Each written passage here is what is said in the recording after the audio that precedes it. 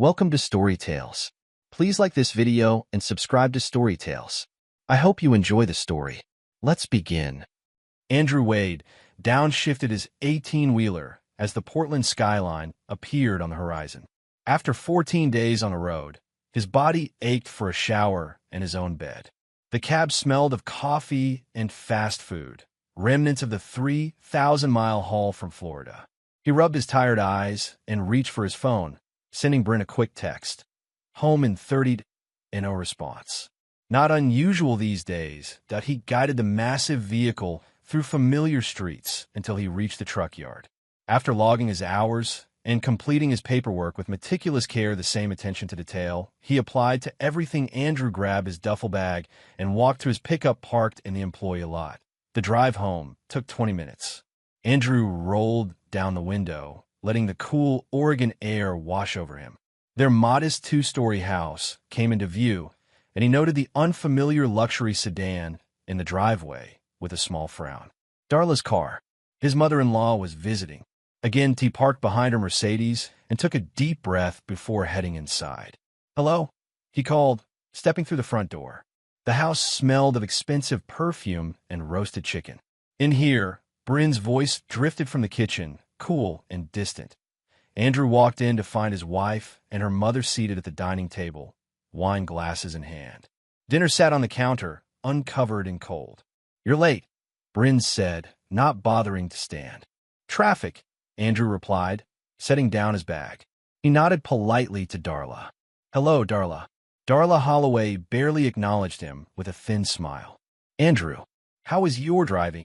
The way she said driving made it sound like he collected garbage for a living. "Profitable," he answered simply, washing his hands at the kitchen sink. His wedding ring clinked against the faucet, a plain band of titanium that Bryn had tried to upgrade multiple times. He'd refused. This was the ring they'd exchanged vows with, and he saw no reason to replace it with something flashier. "Bryn was just telling me about the charity auction next week," Darla said, swirling her wine. "The Prestons will be there. Richard's son just made partner at Callaway and Hughes." Andrew nodded, knowing exactly what this was, another attempt to remind Bryn she could have married better.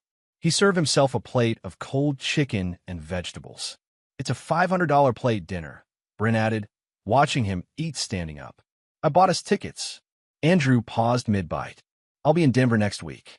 The McDaniel contract, remember?" Bryn's face hardened. "You can reschedule. This is important." "So is keeping our clients," Andrew replied evenly. "I don't ask them to reschedule when you have gallery openings or fundraisers."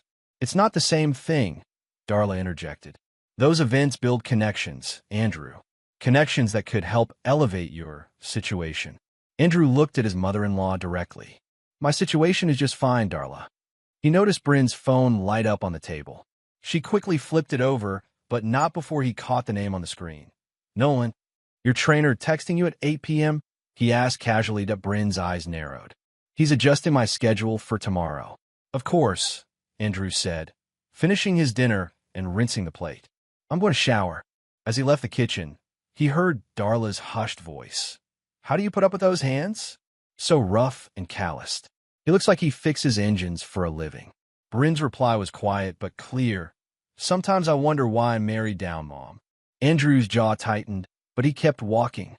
He'd heard worse. The hot water sluiced over Andrew's tired muscles as he replayed the last 5 years of his marriage in his mind.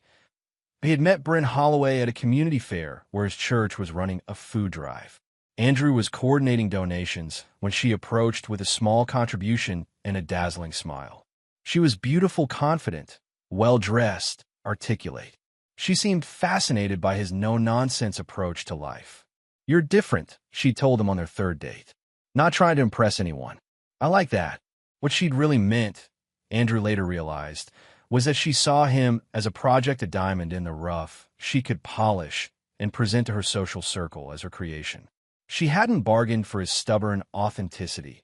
After their wedding, Bryn had tried to convince him to join her father's investment firm. Leave the trucking business behind. Wear suits. Play golf. Network. "You're too smart to waste your life on highways," she'd argued. Andrew had refused. "I make good money. I own my business. I employ 15 drivers.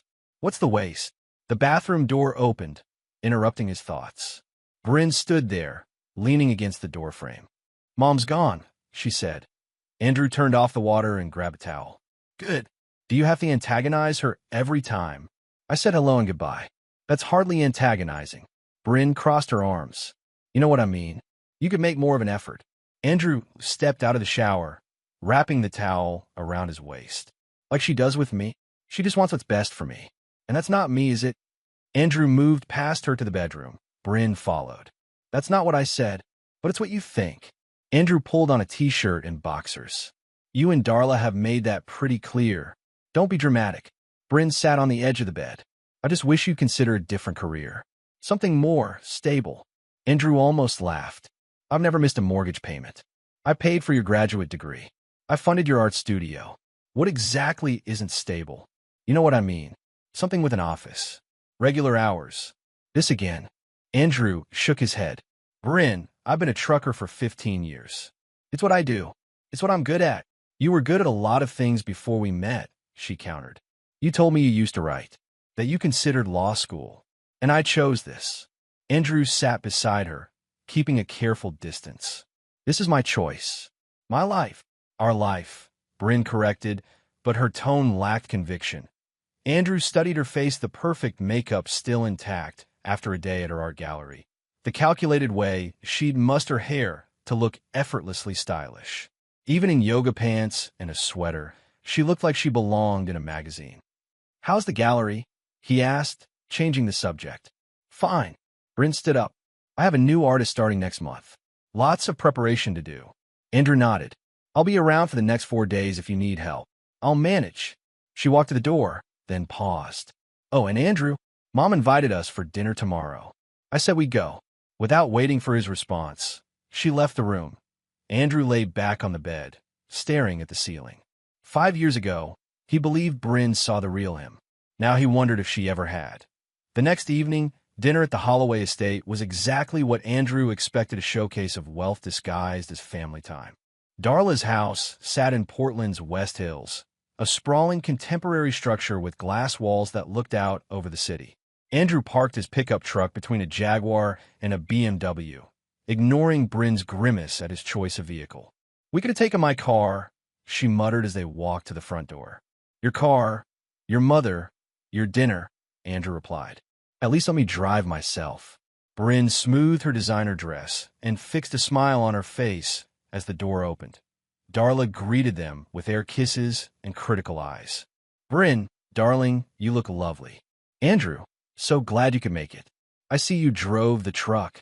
It gets me where I need to go, Andrew said with a polite smile. The house was immaculate as always, decorated in shades of white and gray that made Andrew feel like he was walking through an art installation rather than a home. Family photos lined one wall. Bryn at equestrian competitions, graduations, society events. None from her wedding day. Robert is joining us, Darla announced as they entered the dining room. Andrew raised an eyebrow.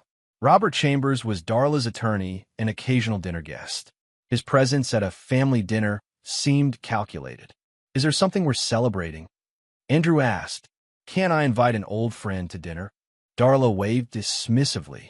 Robert has been helping me with some foundation work.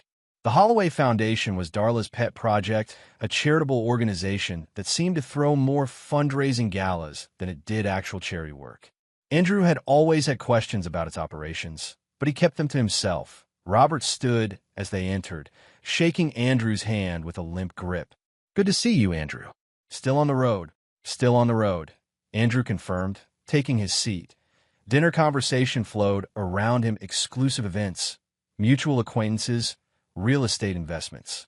Bryn participated enthusiastically, while Andrew ate quietly, observing.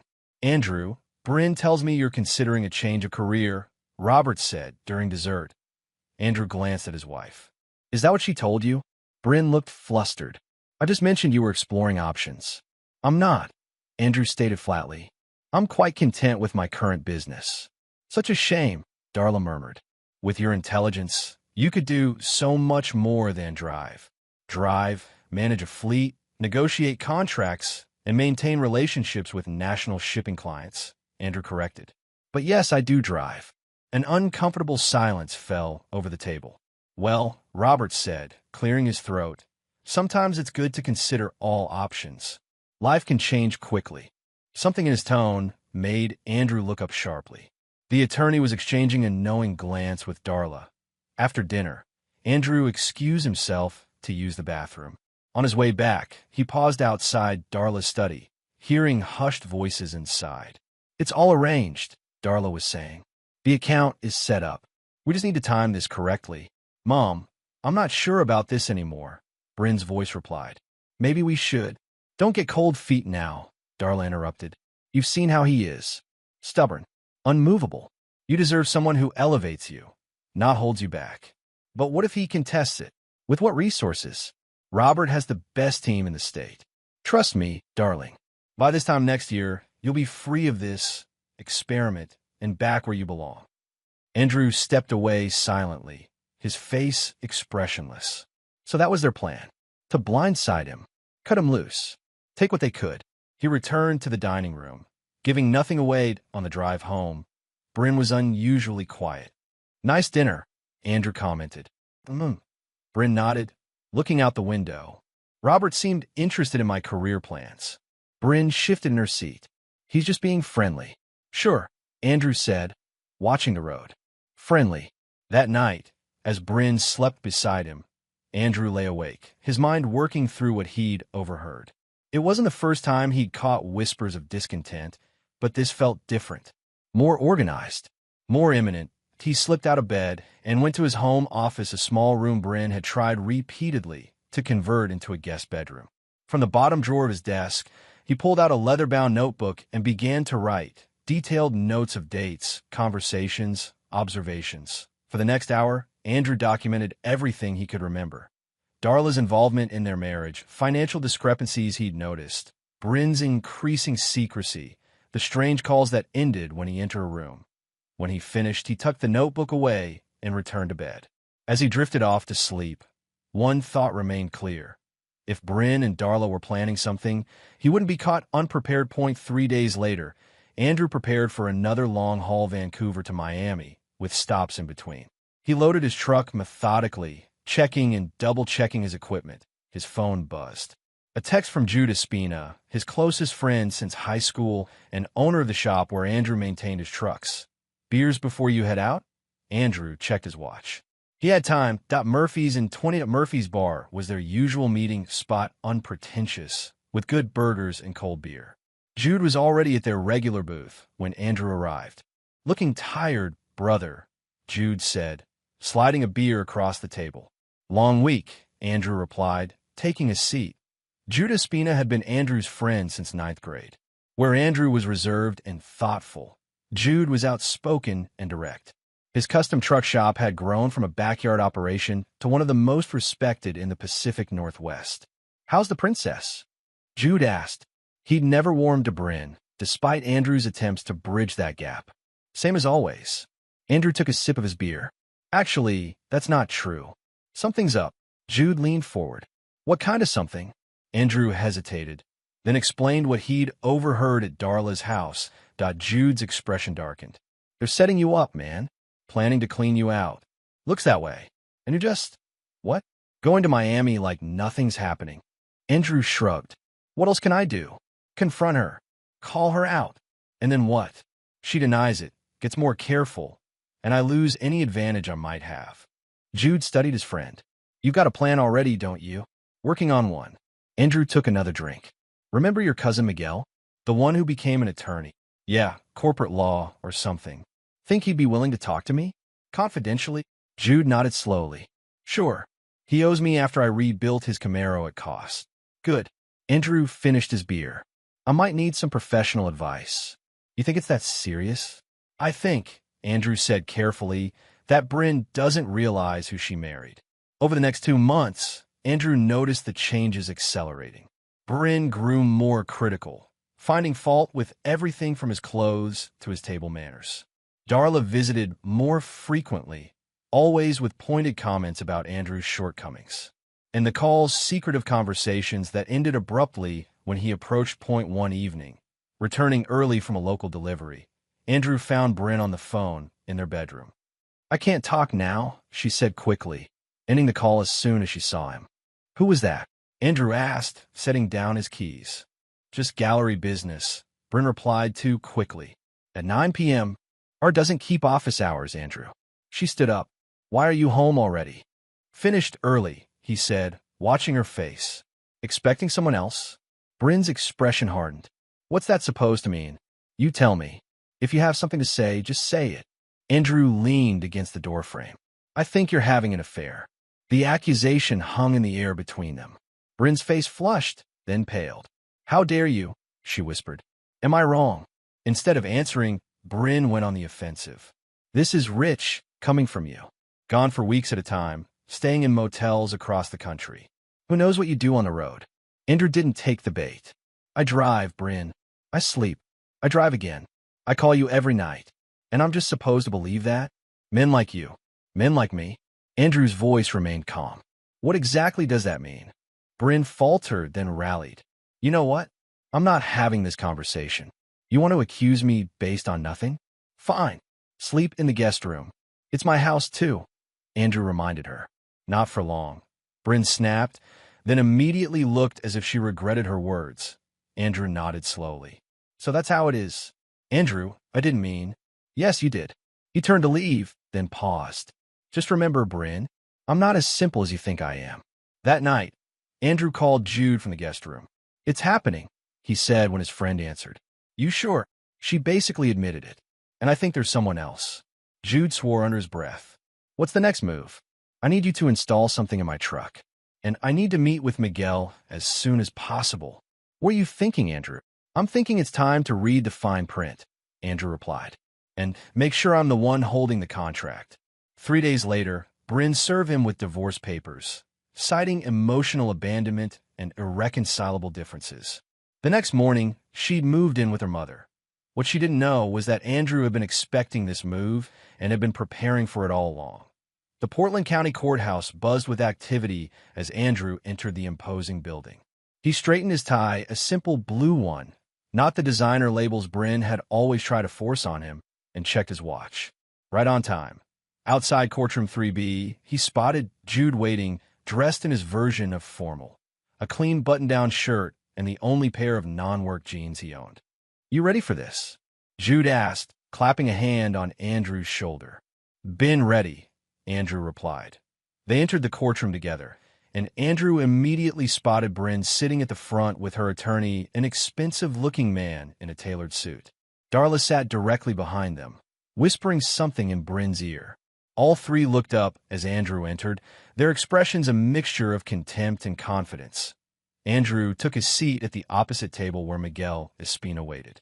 Jude's cousin had agreed to represent him, working for a reduced fee as a favor. What Miguel lacked in flashy credentials, he made up for in meticulous preparation and a shrewd legal mind. "They look smug," Miguel murmured. "Let them," Andrew replied. The bailiff called the court to order, and Judge Regina Martinez entered. A no-nonsense woman in her 60s, she reviewed the papers before her with a neutral expression. "Initial divorce proceedings for Holloway Wade versus Wade," she announced. "I understand the petitioner is seeking an expedited judgment." Bryn's attorney stood. "Yes, Your Honor. James Whitfield, representing Bryn Holloway Wade. We're requesting immediate division of assets and spousal support during the pendency of these proceedings. My client has been financially dependent on her husband throughout their marriage and requires immediate support." Judge Martinez nodded. "And the respondent?" Miguel rose. "Miguel Espina, representing Andrew Wade, Your Honor. We contest both the characterization of the marriage and the request for emergency support." The judge peered over her glasses. "Very well. Ms. Holloway Wade, please approach the stand." Bryn glided to the witness stand, the picture of elegant distress in a conservative navy dress. After being sworn in, she composed herself with practiced vulnerability. Whitfield began his questioning. "Mrs. Holloway Wade, can you describe your marriage to the respondent?" "We've been married for 5 years," Bryn replied, her voice soft but clear. "At first it was good. I thought Andrew had potential.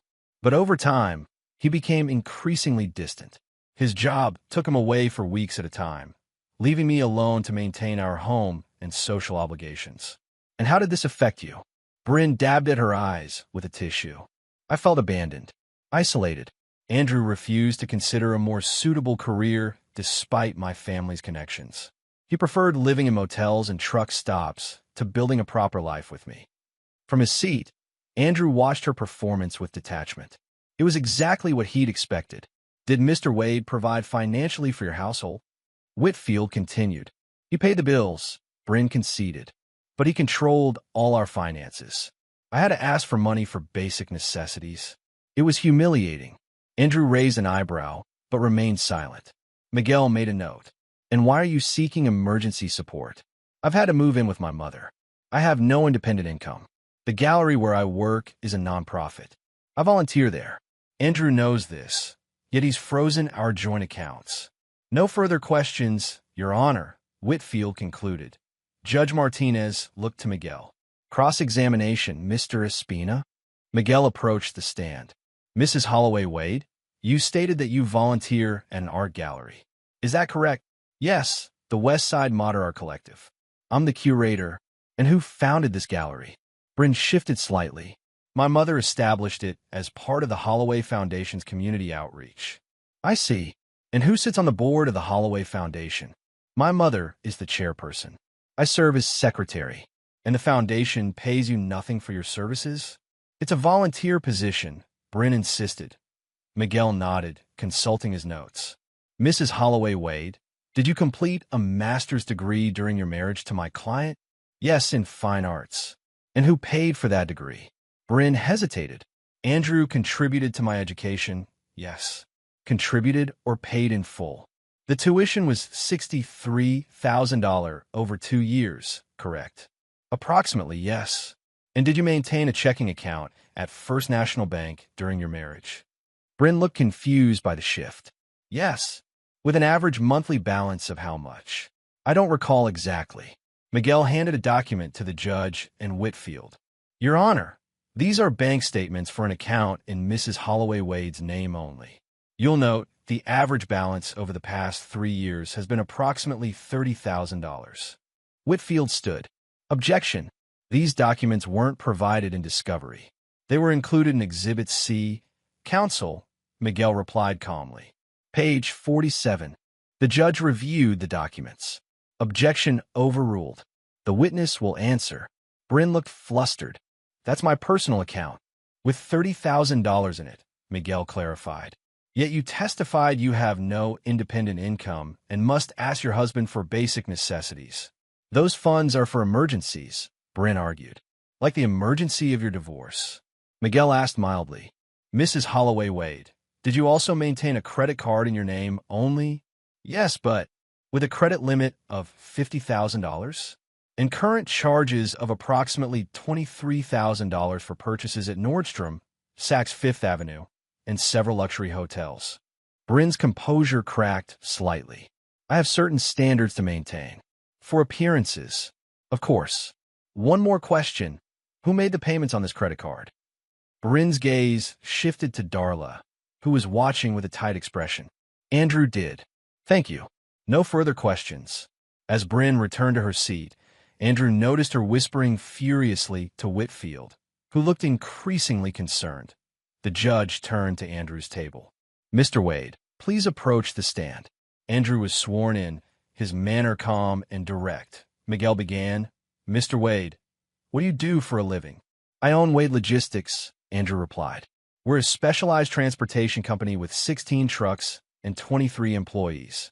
I started as a driver 15 years ago and built the business from the ground up. And what is your annual income? Approximately $220,000, depending on contracts. During your marriage to Bryn Holloway Wade, how were finances handled? Andrew leaned forward slightly. We maintained joint accounts for household expenses and investments. Bryn also kept her personal accounts, which I funded monthly with $5,000 for her discretionary spending.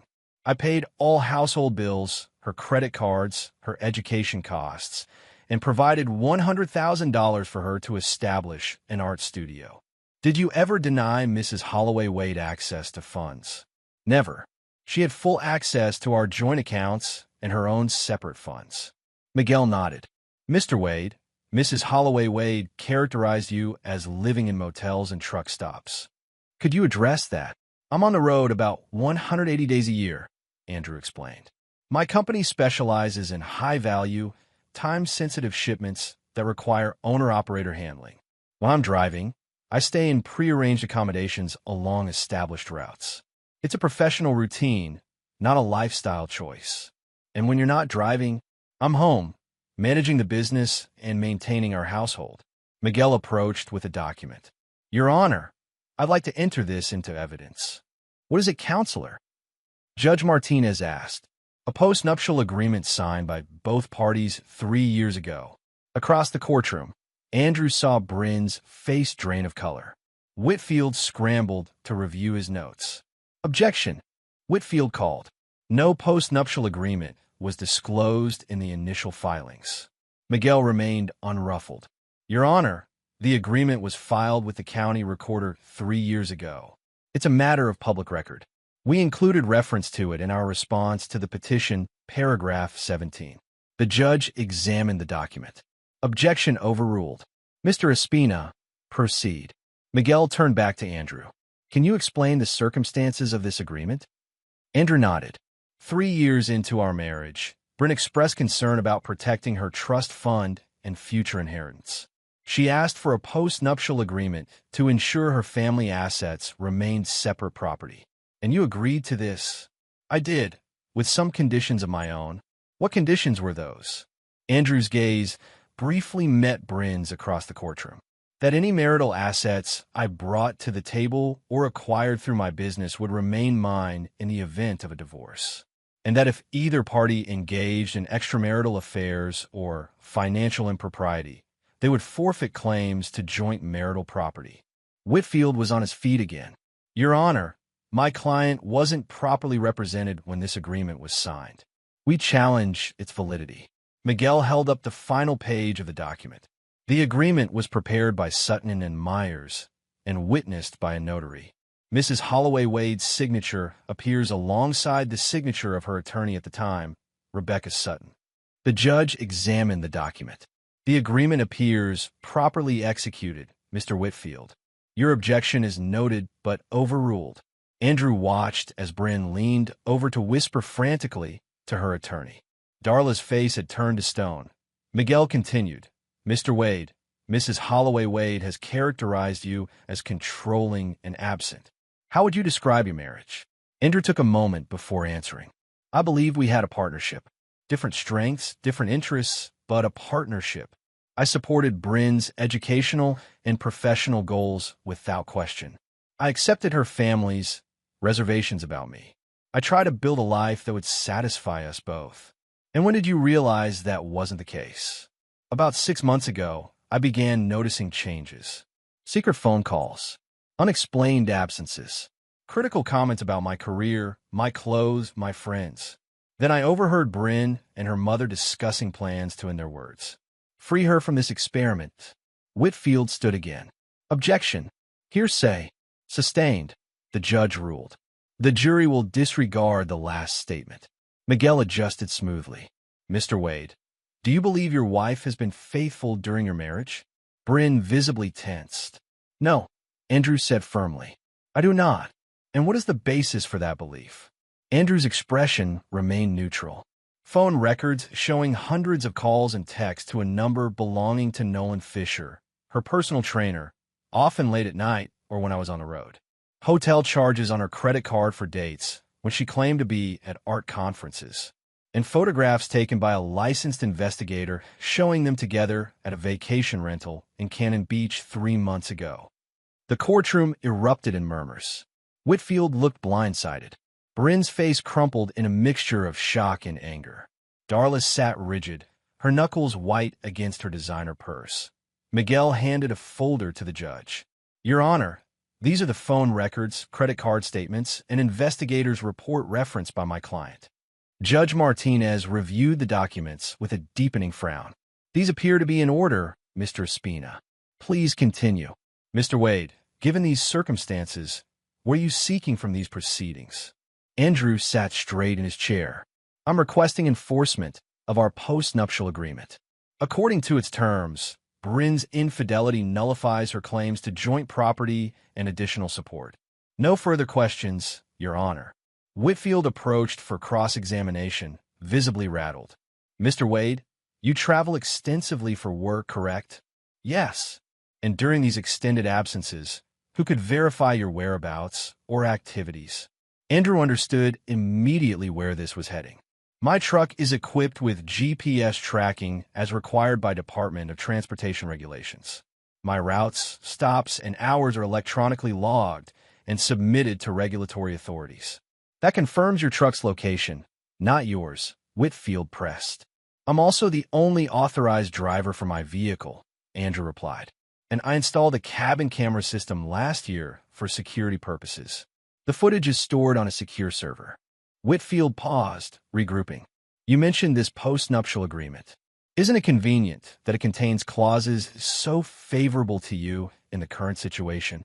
The clauses apply equally to both parties, Andrew pointed out. I would be subject to the same penalties for infidelity or financial misconduct.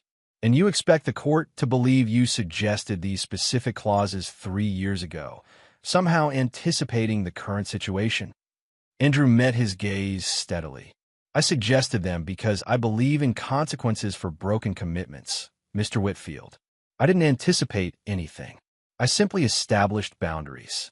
Whitfield tried another approach.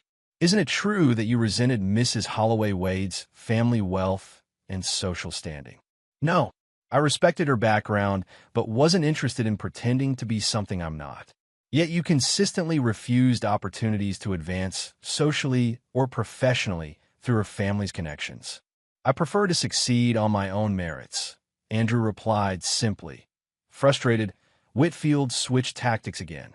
Let's talk about your evidence of alleged infidelity. You hired a private investigator to follow your wife?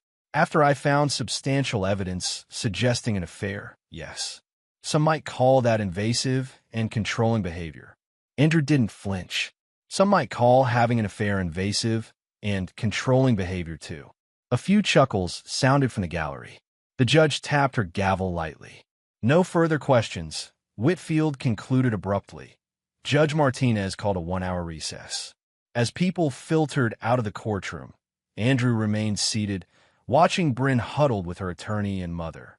Darla's expression was thunderous, her gesture sharp as she berated Whitfield in hushed tones. You did good, Miguel said quietly. They weren't expecting any of this. They underestimated me, Andrew replied. They always have.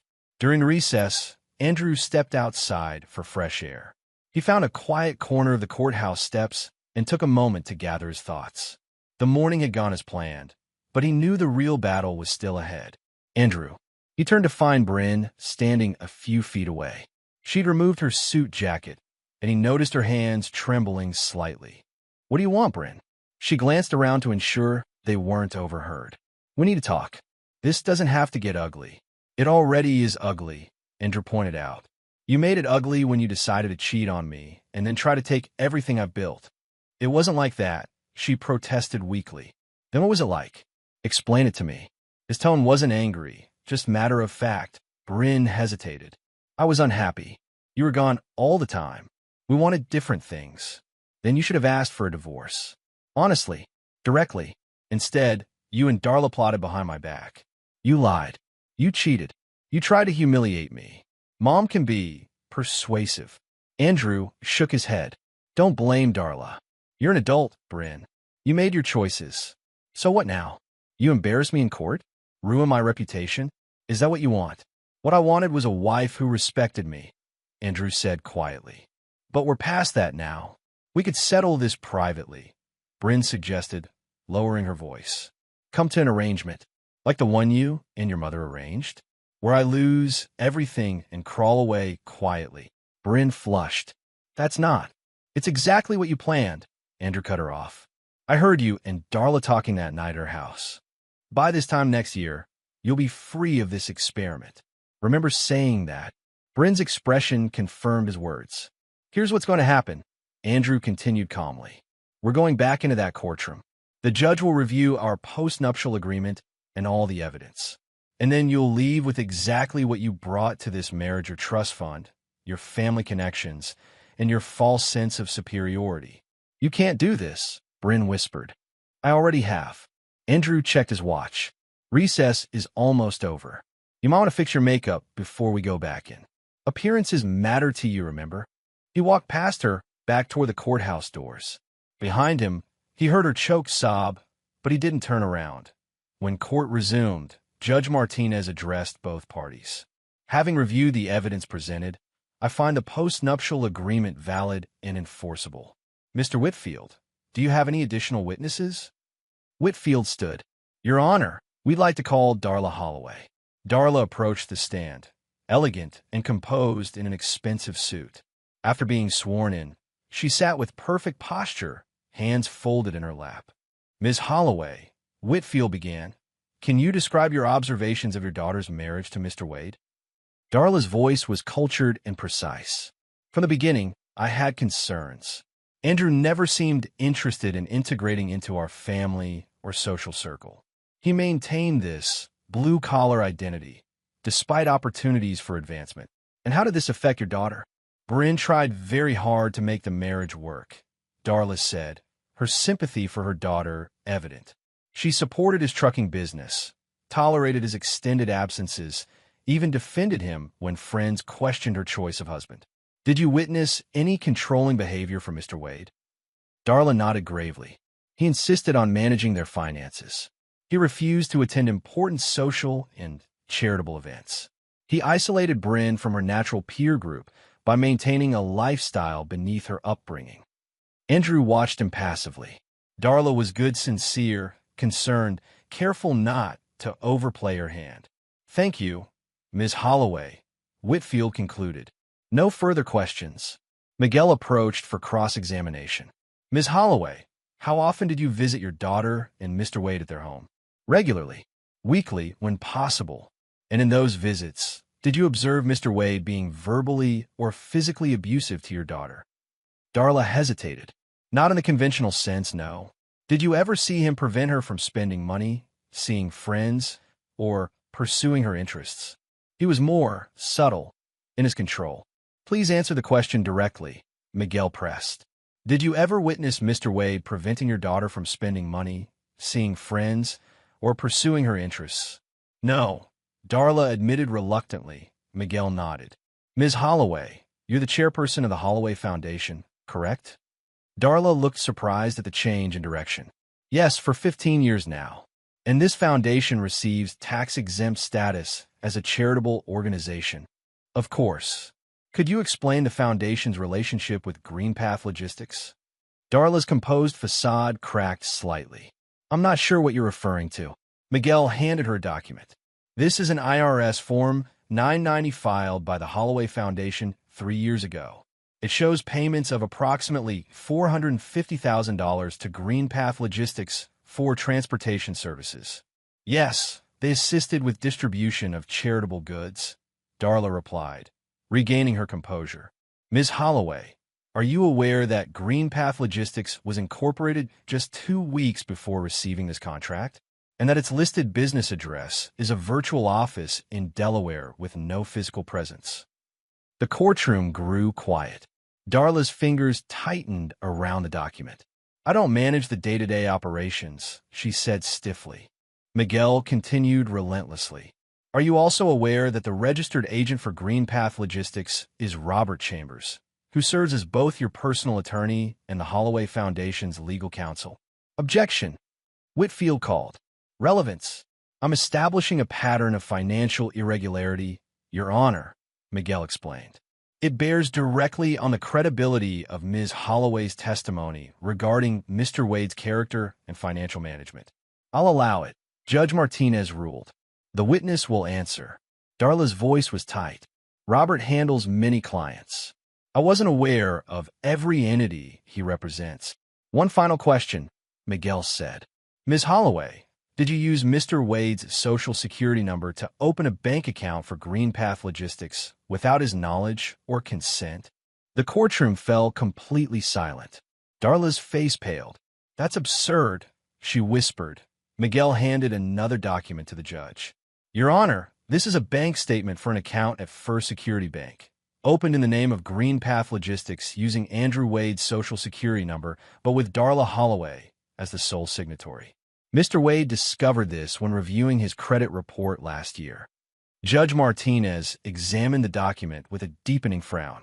"Ms. Holloway, are you aware that using another person's social security number for financial purposes without their consent constitutes identity theft?" Darla looked genuinely alarmed now. "There must be some mistake. I would never—" "Your Honor," Miguel interrupted, "we have additional documentation showing systematic misuse of Mr. Wade's personal information to establish credit lines and business entities without his knowledge. We believe these activities constitute both identity theft and potential tax fraud." Whitfield was on his feet. "Your Honor, these allegations are beyond the scope of this proceeding.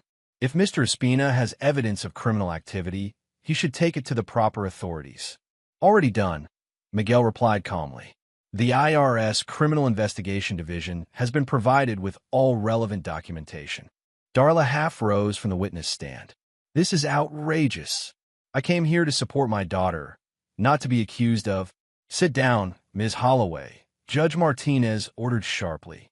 "Mr. Espina, while I appreciate your thoroughness, please limit your questions to matters directly related to the divorce proceedings." "Of course, Your Honor." Miguel turned back to Darla. "Ms. Holloway, given that you appear to have committed identity theft using Mr. Wade's personal information, would you say you have a bias against him that might color your testimony today?" Darla's composure shattered completely. "This is a setup," she hissed. "Andrew was nothing before he married my daughter." "Nothing. No further questions," Miguel said, returning to his seat. Whitfield declined redirect examination, and Darla was excused from the stand. She returned to her seat, visibly shaken, as Judge Martinez called for closing arguments. Whitfield went first, attempting to salvage his case. He emphasized Bryn's contributions to the marriage, questioned the timing of Andrew's evidence, and tried to separate Darla's alleged financial improprieties from Bryn's divorce petition. When Miguel rose for his closing, his approach was methodical and devastating. "Your Honor, this case is fundamentally about honesty and consequences. Mr. Wade entered his marriage in good faith. He worked hard, provided generously, and upheld his commitments. In return, Mrs. Holloway Wade engaged in an extramarital affair while she and her mother plotted to extract maximum financial benefit from a marriage they both viewed as temporary and beneath them." He held up the post-nuptial agreement. "This document, which Mrs. Holloway Wade herself initiated, clearly states the consequences of infidelity and financial misconduct. The evidence of both is overwhelming and unrefuted." He gestured toward Andrew. "Mr. Wade isn't seeking vengeance. He's simply asking for the enforcement of an agreement that Mrs. Holloway Wade voluntarily signed with proper legal representation. He wants to retain the business he built before and during the marriage, the home he principally paid for, and to move forward with his life." Miguel glanced at Bryn and Darla. Perhaps the most telling aspect of this case is that Mrs. Holloway Wade and her mother consistently underestimated Mr. Wade. They saw his occupation as beneath them, his intelligence as limited, his resources as vulnerable. They failed to recognize that integrity and diligence are qualities that matter in business, in marriage, and in court. He turned back to the judge. "We ask that you enforce the post-nuptial agreement according to its terms, dismiss the request for spousal support, and award Mr. Wade his reasonable attorney's fees as provided for in the agreement." "Thank you." Judge Martinez called another brief recess to review her notes.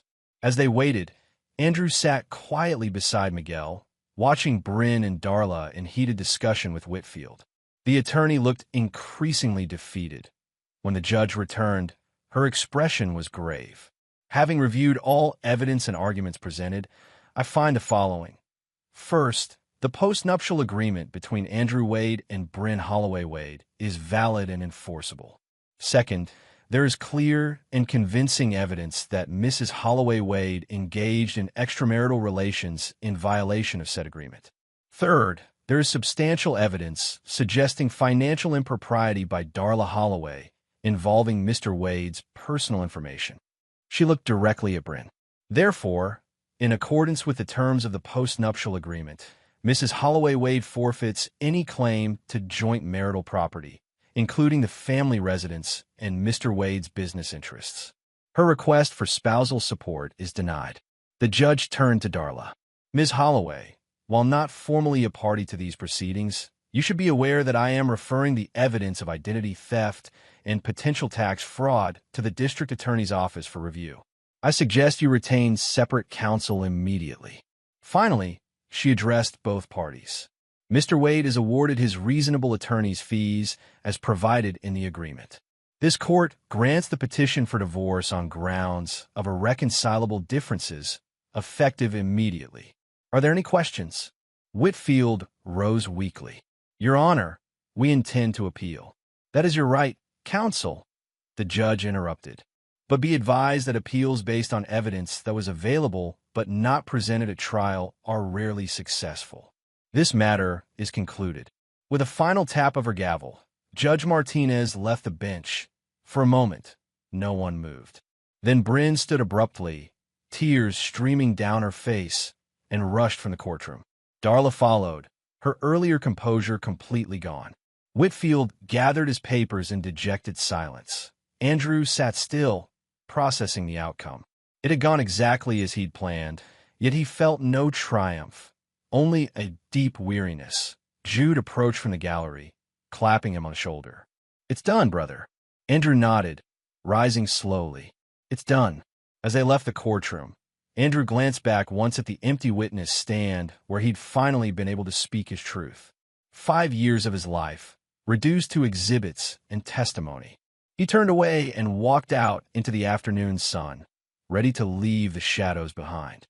1 week after the divorce was finalized, Andrew returned to his house officially and completely as now and found it exactly as he'd left it, minus Bryn's personal items. She'd taken her clothes, jewelry, and art, but left everything else. No sentimental attachments. Apparently, he walked through the rooms slowly, noting the empty spaces where her photographs had hung, the vacant spot on the dresser where her perfumes had stood, the half-empty closet. The house felt larger somehow, as if her absence created space rather than emptiness. In the kitchen, he found a single wine glass in the sink, her parting gesture, perhaps. He washed it, dried it, and put it away. Then he opened his laptop and began researching realtors. The house, despite being his legal victory, held too many false memories. He wanted a fresh start. His phone rang. Jude's name appeared on the screen.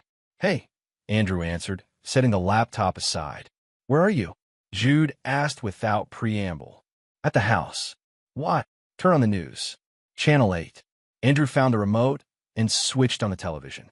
The local news was running a breaking story. Prominent philanthropist under investigation. The camera showed federal agents removing boxes of documents from Darla's mansion. A reporter stood in the foreground, explaining that the Holloway Foundation was under investigation for tax fraud, identity theft, and misappropriation of charitable funds. Holy shit, Andrew muttered. It gets better, Jude said. Keep watching. The scene cut to a brief statement from an IRS spokesperson. This investigation began with evidence suggesting systematic abuse of a charitable organization's tax-exempt status, including the creation of shell companies to divert funds for personal use. Did you know this was coming? Andrew asked into the phone. Miguel mentioned the IRS was serious about their investigation, but I didn't expect it to move this fast. Andrew watched as the camera caught a glimpse of Darla being escorted to a car, her face partially covered by a designer scarf. No sign of Bryn. What about Robert Chambers? Andrew asked, remembering Darla's attorney and co-conspirator. Also under investigation. Apparently, he's been cooperating with authorities, throwing Darla under the bus to save himself. Andrew switched off the television. I didn't expect all this. You didn't cause it, Jude reminded him. You just uncovered what was already there. Yeah. Andrew sighed. Still, any regrets? Andrew considered the question carefully. No, they made their choices. So did I. After ending the call, Andrew returned to his laptop. He didn't feel satisfaction watching Darla's downfall, only a quiet confirmation that justice sometimes arrived on its own schedule point 3 days later. Andrew hit the road again. The familiar weight of the truck beneath him, the open highway stretching ahead, this was where he had always found clarity. His first stop was Jude's shop, where a group of men were gathered around a partially dismantled engine. Jude spotted him and waved him over. "Andrew, meet the crew," he said, gesturing to the men. Former Marines, trying to figure out their next move. Andrew shook hands with each of them: Jim, Marcus, Dwayne, and Tony. Their grips were firm, their eyes assessing but respectful. "Jude says you run a trucking operation," Jim said. "Good money in that." "Decent," Andrew replied. "Better if you own the truck. Hard work, long hours, but you're your own boss on the road." "These guys need something stable," Jude explained. "The transition to civilian life hasn't been easy." Andrew studied the men more carefully, noting their disciplined posture, their attention to detail as they worked on the engine. He recognized something in them, a sense of purpose, seeking direction. "Ever consider a career in logistics?" he asked. Later, over coffee in Jude's office, Andrew outlined his idea. "A mentorship program. We take veterans, train them, help them get their commercial licenses, maybe eventually help them buy their own rigs." Jude leaned back in his chair. "That's a big commitment." "I've got time now," Andrew said, "and the business is stable enough to expand." "What brought this on?" Andrew considered the question. "I spent 5 years with someone who saw no value in what I do. Maybe it's time to show others the opportunities one found. And it has nothing to do with needing something positive after everything that happened." Jude asked knowingly. Andrew smiled slightly. "Maybe that too." Over the next month, Andrew developed a formal program. He partnered with a veterans organization, secured some preliminary funding, and set up a training schedule. For veterans, including the men he'd met at Jude's shop, signed on as the first participants. That he also sold the house, purchased a smaller place closer to his business headquarters, and resumed his regular routes. The rhythm of the road was therapeutic, miles of asphalt unwinding beneath his wheels, changing landscapes, solitude without loneliness. He heard about Bryn occasionally. She'd moved to Seattle, taken a position at another gallery. No mention of Nolan, her trainer. Darla's legal troubles continued to mount as investigators uncovered more irregularities in the foundation's finances. Andrew followed the news with detached interest, like watching a storm pass over distant hills. Their lives no longer intersected with his, until 6 months later, when he flew to Miami for a business conference. The Portland International Airport was crowded that morning. Andrew checked his bag, made his way through security, and headed toward his gate. As he passed a luxury car rental counter, he glanced over and froze. Bryn stood behind the counter, her hair pulled back in a simple ponytail, wearing the company's uniform shirt. She was helping a customer, her smile professional but strained. She looked thinner, older somehow, despite the carefully applied makeup. Andrew could have walked past unnoticed, could have pretended not to see her. Instead, he paused, waiting for her to finish with the customer. When she looked up and saw him, her expression cycled through shock, embarrassment, and resignation. "Andrew," she said quietly. "Bryn." He nodded, noting the absence of her designer clothes and jewelry. "Working here now."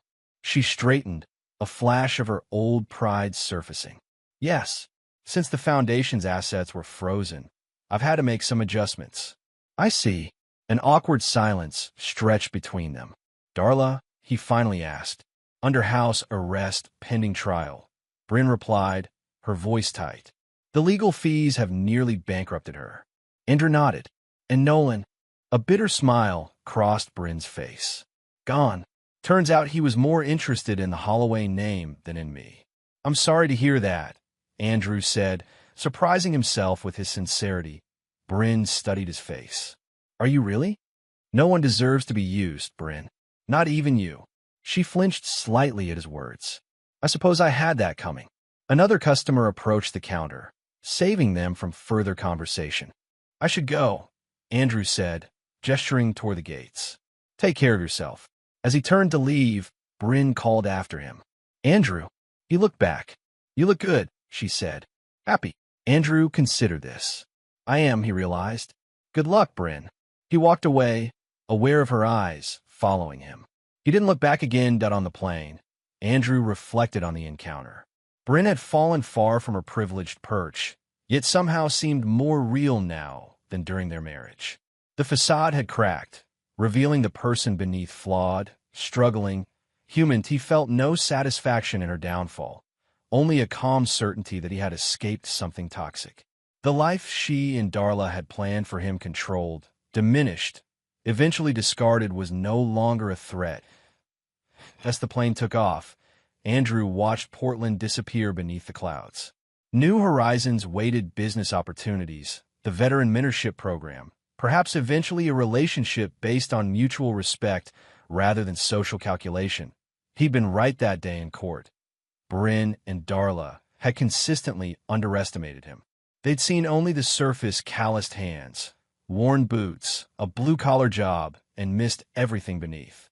His intelligence, his patience, his capacity to observe and learn, his unwillingness to be anyone's experiment.